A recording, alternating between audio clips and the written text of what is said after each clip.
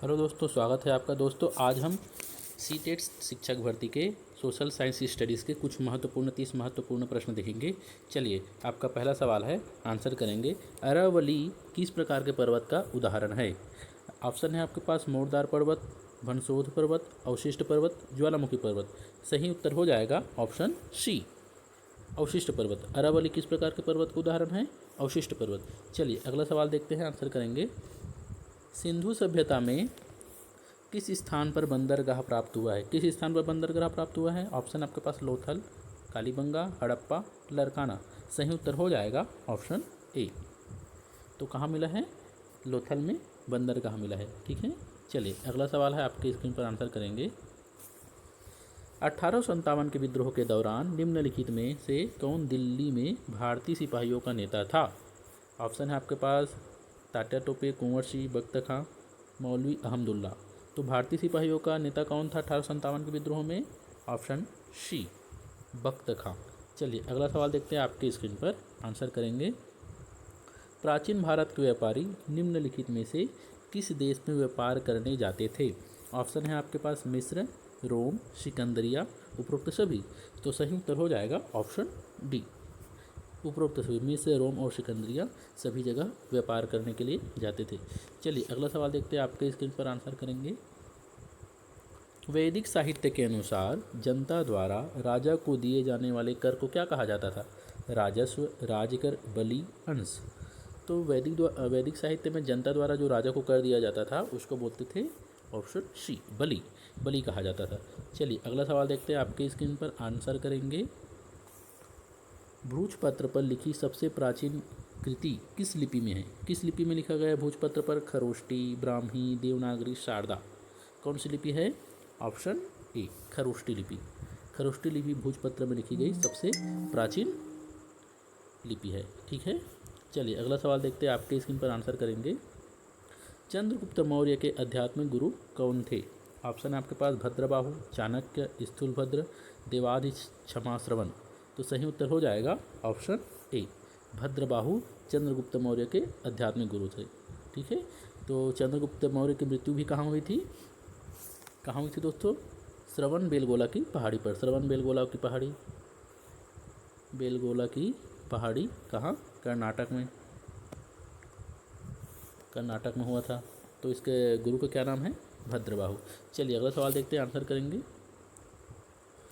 रतनपुर के सठखंडा महल का निर्माता कौन है?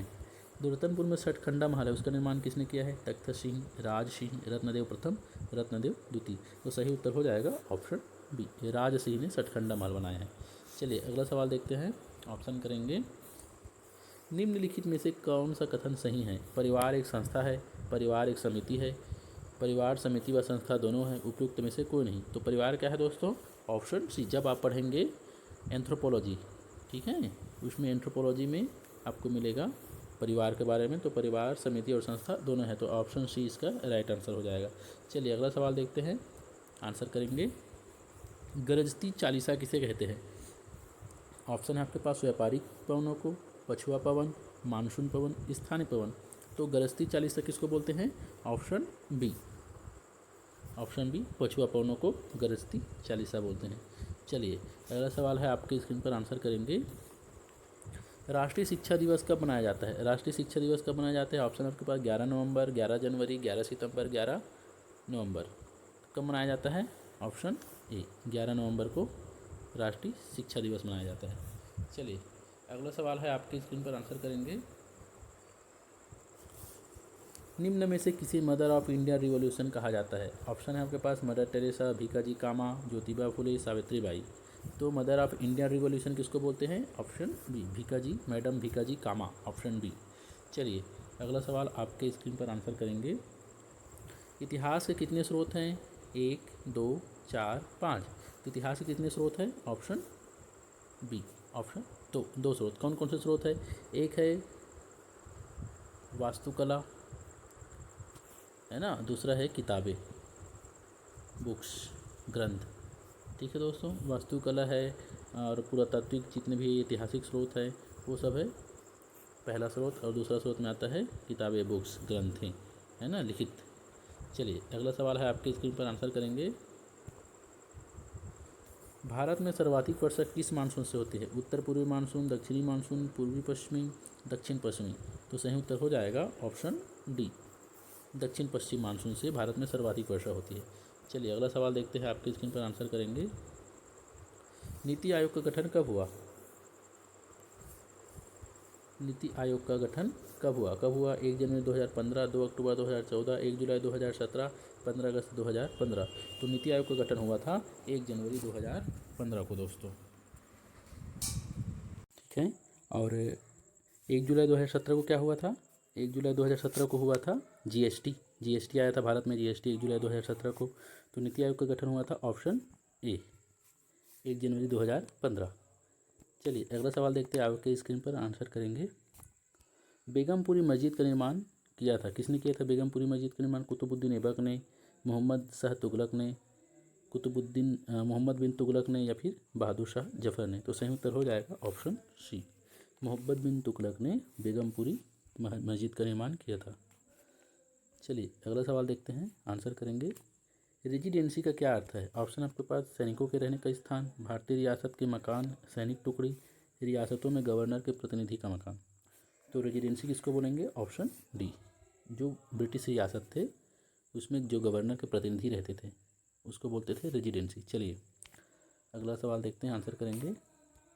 पृथ्वी से सूर्य की दूरी क्या कहलाती है? प्रकाश वर्ष, खगोलीय इकाई, खगोलीय किलोमीटर, एम्पायर। क्या कहलाता है? पृथ्वी से सूर्य की दूरी क्या कहलाता है? ऑप्शन बी, खगोलीय इकाई। चलिए अगला सवाल देखते हैं, आंसर करेंगे।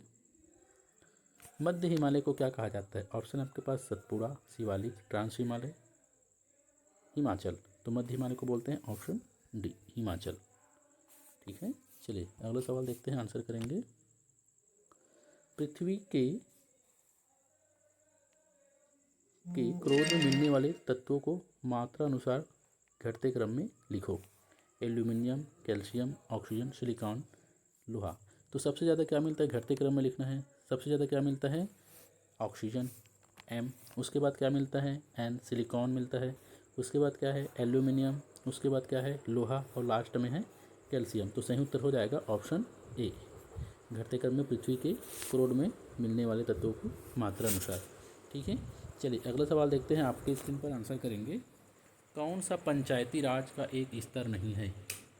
पंचायती राज का कौन सा एक स्तर नहीं है? ऑप्शन है आपके पास ग्राम पंचायत, नगर पंचायत, जिला परिषद, पंचायत समिति। तो पंचायती राज का एक स्तर नहीं है, क्या नहीं है? ऑप्शन बी, नगर पंचायत नहीं है, ठीक है। जो पंचायती राज का जो कानून है वो किस, उसमें क्या क्या शामिल है? ग्राम पंचायत, जिला परिषद और पंचायत समिति शामिल है, लेकिन नगर पंचायत उसमें नहीं है, ये संविधान में है। चलिए अगला सवाल देखते हैं, आपके स्क्रीन पर आंसर करेंगे। प्राथमिक स्तर पर इतिहास पढ़ाने की सबसे प्रभावी विधि क्या है? व्याख्यान विधि, प्रोजेक्ट विधि, कहानी सुनाना, चर्चा। तो प्राथमिक स्तर में बच्चों को कैसे समझा सकते इतिहास को? ऑप्शन सी, कहानी सुनाकर। चलिए अगला सवाल देखते हैं, आंसर करेंगे। मुगलों के अधीन प्रांत के नागरिक एवं सैनिक प्रशासन का मुख्यालय था, मुखिया कौन था? है ना, मुगलों के अधीन जो प्रांत था उसमें नागरिक एवं सैनिक प्रशासन का मुखिया कौन था? उसको क्या बोलते थे? नाजिम बोलते थे, दीवान बोलते थे, बख्शी, फौजदार। क्या बोलते थे उसको? ऑप्शन ए, इसका सही उत्तर होगा नाजिम। जो प्रांत के नागरिक एवं सैनिक प्रशासन का मुखिया था क्या कहलाता था? नाजिम कहलाता था। चलिए अगला सवाल देखते हैं, आंसर करेंगे। लोगों के भावनाओं को भड़काने वाले सामाजिक व सांस्कृतिक विषय को क्या कहते हैं? विषय को कक्षा में उल्लिखित नहीं करना चाहिए, कक्षा में चर्चा नहीं करना चाहिए, पर्याप्त सावधानी से चर्चा करना चाहिए, इनमें से कोई नहीं। तो लोगों की जो भावना है उसको भड़काने वाला जो बातें हैं, सामाजिक और सांस्कृतिक जो विषय हैं उसको पर्याप्त सावधानी से चर्चा करनी चाहिए। तो ऑप्शन सी इसका राइट आंसर हो जाएगा। चलिए अगला सवाल है, आपकी स्क्रीन पर आंसर करेंगे।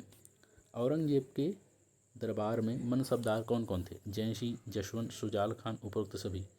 तो मनसबदार थे औरंगजेब के उपरोक्त सभी। ऑप्शन डी इसका राइट उत्तर हो जाएगा, जय सिंह, जसवंत और शुजाल खान। चलिए अगला सवाल देखते हैं, आंसर करेंगे। पवन निक्षेप से कौन सी आकृति निर्मित होती है? पवन के निक्षेप से क्या बनता है? जड़ोर मैदान बनता है, हिमौद मैदान बनता है, लोएस मैदान बनता है, सरोवरीय मैदान बनता है। तो पवन के निक्षेप से क्या बनता है? ऑप्शन सी, लोएस मैदान, ठीक है। चलिए अगला सवाल देखते हैं, आंसर करेंगे। छत्तीसगढ़ के किस राजा ने मुगल साम्राज्य में अपनी उपस्थिति दी थी? प्रतापमल, बहाशाय, कल्याणशाय, लक्ष्मणशाय। तो किसने मुगल साम्राज्य के सामने अपनी उपस्थिति दी थी? Option C कल्याणशाय। कल्याणशाय ने मुगल सम्राट के आगे अपनी उपस्थिति दी थी। चलिए अगला सवाल देखते हैं, आपके स्क्रीन पर आंसर करेंगे। शेर शाह ने हुमायूं को पूरी तरह पराजित किया था। किस युद्ध में किया था हुमायूं को पूरी तरह पराजित? चौसा के युद्ध में, चुनारगढ़, खंडवा युद्ध या फिर बिलगाम युद्ध? तो हुमायूं को पूरी तरह पराजित किया था ऑप्शन डी बिलग्राम के युद्ध में। ठीक है, चलिए अगला क्वेश्चन देखते हैं, आपके स्क्रीन पर आंसर करेंगे। किस भारतीय राज्य से अंग्रेजों ने रेजिडेंट की नियुक्ति प्रारंभ की? जो रेजिडेंट रखते थे, अपना प्रतिनिधि रखते थे, किस राज्य से स्टार्ट किए थे? अवध से, कर्नाटक से, हैदराबाद, झांसी, ग्वालियर? तो कहाँ से स्टार्ट किए थे? ऑप्शन ए अवध से स्टार्ट किए थे। उसके बाद धीरे धीरे सभी राज्यों में उन्होंने अपना रेजिडेंट रखा था। चलिए अगला सवाल देखते हैं, आखिरी क्वेश्चन है, आंसर करेंगे। प्राथमिक चट्टानें किसे कहा जाता है? आग्नेय चट्टानों को, अवसादी, कायांतरित, इनमें से कोई नहीं। तो प्राथमिक चट्टानें क्या हैं? ज्वालामुखी से क्या बना है? ऑप्शन ए आग्नेय चट्टानें। ठीक है, अगर आपको किसी प्रश्न अच्छा लगा हो तो वीडियो को लाइक करेंगे। Thank you.